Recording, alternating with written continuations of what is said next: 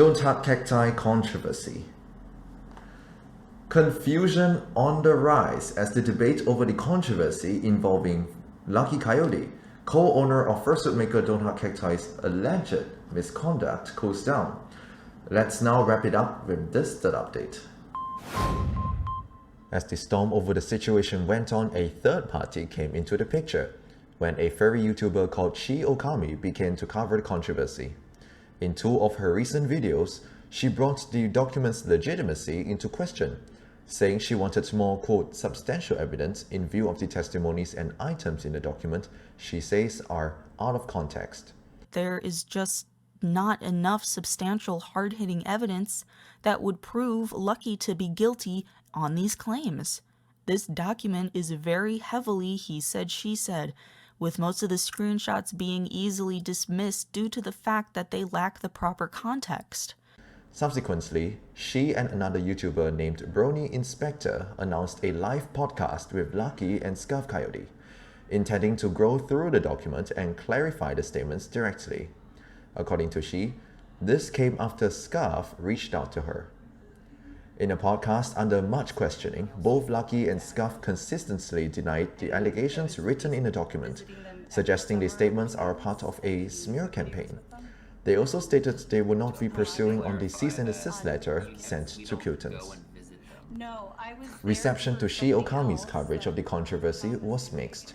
While some first praised her for getting both sides of the story and, quote, not following the mob, critics say she sided with Lucky and pointed out that her tone, specifically in her first coverage video, was, quote, condescending towards potential victims, and even said she did the podcast for clout. Throughout, a number of firsts repeatedly remarked that Lucky and Scuff were being dishonest. It is worth noting that since the release of the live podcast, some first concluded that Lucky is guilty, to which Shi Okami said she is glad a consensus is made. And now with something to cross-reference with, other people can, quote, come to a conclusion they're comfortable with. Building on that, since the podcast's release, some points of contention became clearer. Lucky's handling of her rescued animals and her allowing someone under the local drinking age to drink alcohol, to name some, which she has received additional criticism for. In the mixed ocean of support and opposition towards the notion that Lucky is guilty, confusion arose.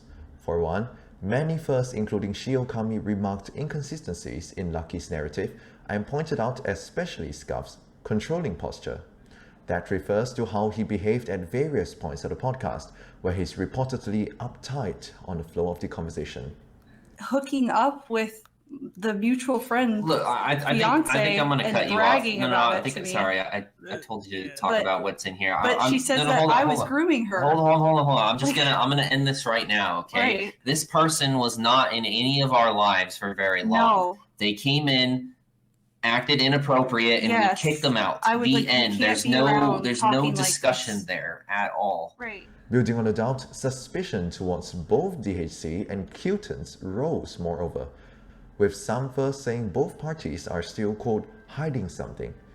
The podcast's co-host Brony Inspector also echoed the sentiment, stating the interview brought him, quote, more questions than satisfactory answers.